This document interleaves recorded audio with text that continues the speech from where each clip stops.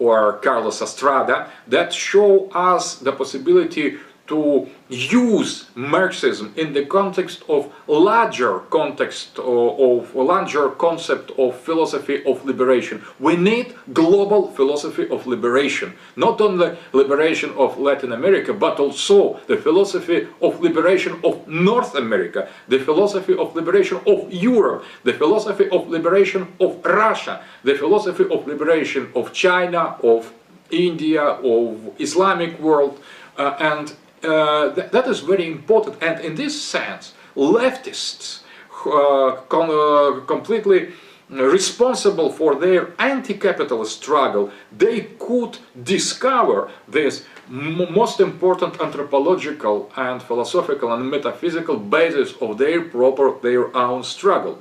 So welcome to the fourth political theory. Third political theory also could transform itself if correct political analysis, as in the case of Alain de Benoist, the best brilliant French thinker, shows the example. The third political position also could make analysis not only of the reason of the loss of the historical struggle, but also of the modern and bourgeois nature of the nation and artificiality of the concept of the racism. So without nationalism and racism, and the third position could enter freely and easily in the fourth political theory. But without, the problem is nation and the race. If we recognize the highest level of nation and the race, we could not make this step. If we could abandon such theories basing on the traditionalist, for example, critics of Guénon and Evola, but also by Nietzsche and Heidegger and other thinkers of the camp of the critics of liberalism and the modernity, so we could easily to come to fourth political theory.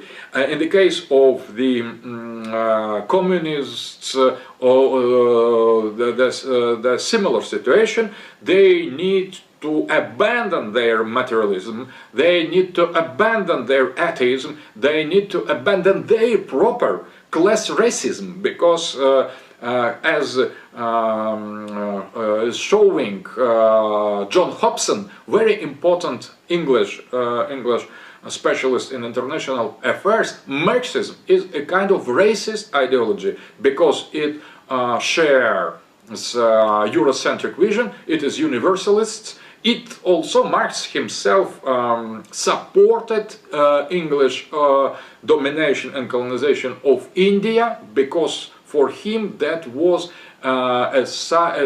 a possibility to develop Indian society and create there the basis for future socialist revolution. But in the normal practice, Marxism are supporting capitalism, colonialism, and that is also the reason why we need to reject the concept of Immanuel Wallerstein, who insists on the perfection of the global capitalist system in order to create real international basis for future proletarian revolution. We could help, or not we, communists could help to the liberals and to the capitalists to control the world and to organize the world system with the rich north and the poor south. But after that there will be no any proletarian revolution, as precisely is the fact in the Europe, because Marxists insisted that in order to create basis for proletarian socialist revolution, capitalism should be brought to its end, to its perfection, and after that revolution will follow. But that is completely false. Revolution, any successful communist revolution were in the countries that were that had they didn't have developed